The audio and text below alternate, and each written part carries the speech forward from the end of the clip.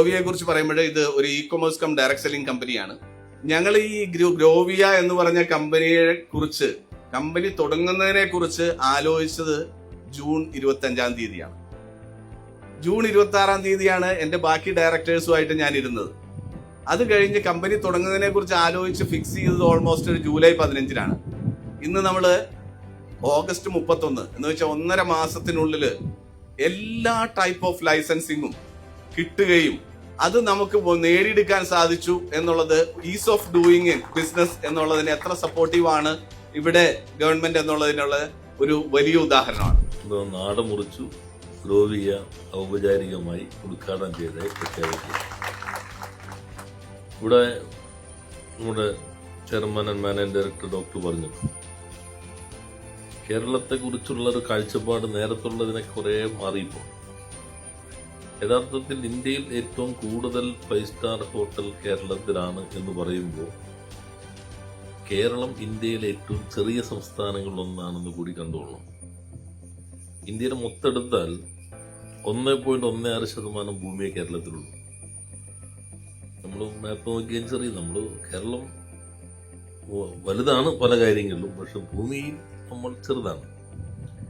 ഈ 1.16% ഭൂപ്രദേശത്താണ് ഇന്ത്യയിലെ ഏറ്റവും കൂടുതൽ 5 സ്റ്റാർ ഹോട്ടലുള്ളത്. 96 സെക്കൻഡ് മഹാരാഷ്ട്രയാണ്. ഞാൻ അന്നത്തെ ഇന്റർവ്യൂ പറയുമ്പോൾ 51. അത് ഇപ്പോൾ latest report Indian tourism ministry ഇറക്കിയിട്ടുണ്ട്. ഇവിടെ ഇപ്പോ എത്ര പേർക്ക് തൊഴിൽ കൊടുക്കുന്ന നിങ്ങൾ പറയുന്നത്? ആയിരക്കണക്കിന് ആളുകൾക്ക് തൊഴിൽ കൊടുക്കും.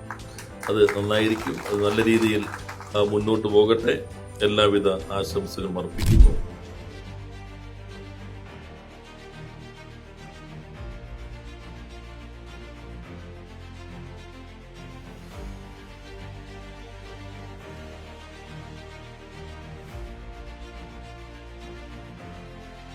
ഏതൊരു സ്ഥാപനത്തിൻ്റെയും വളർച്ച, വികസനം ആ സ്ഥാപനത്തിൻ്റെ മാനേജ്മെന്റ് സ്റ്റാഫ് മാത്രമല്ല, അവിടെ താഴെത്തട്ടിലുള്ള തൊഴിലാളികളുടെയും എല്ലാവരും കൂടി ഒറ്റ മനസ്സോടുകൂടി പ്രവർത്തിക്കുമ്പോൾ ഉണ്ടാവുന്ന ഒരു വിജയം ചെറിയ വിജയമല്ല. അത് ഈ സ്ഥാപനത്തിന് ഉണ്ടാകും എന്നുള്ള കാര്യത്തിൽ യാതൊരു സംശയം വേണ്ട. എല്ലാവരും ഒരു ടീമായി മുന്നോട്ട് പോകണം എന്നാണ് ഞാൻ ഈ അവസരത്തിൽ അഭ്യർത്ഥിക്കുന്നത്.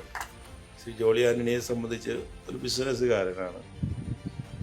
തീർച്ചയായിട്ടും ദീർഘവീക്ഷണത്തോടു കൂടിയുള്ള പ്രവർത്തനങ്ങളാണ് അദ്ദേഹത്തിന് ഭാഗത്തുനിന്ന് ഉണ്ടാവുന്നത്.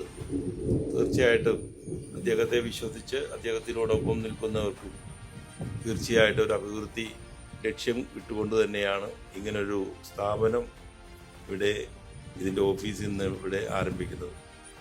പല ആളുകളും ഇതൊരു ഇ കൊമേഴ്സ് കമ്പനി മാത്രമായിട്ടാണ് കാണുന്നത്. എന്താണ് ഇത്? പാക്ക് ചെയ്യുന്ന സ്ഥലമാണ്, ഇത് അയക്കുന്നു, ഓൺലൈനിൽ ആളുകൾ ബുക്ക് ചെയ്യുന്നു എന്നതായിരിക്കും പല ആളുകൾ വിചാരിക്കുന്നത്.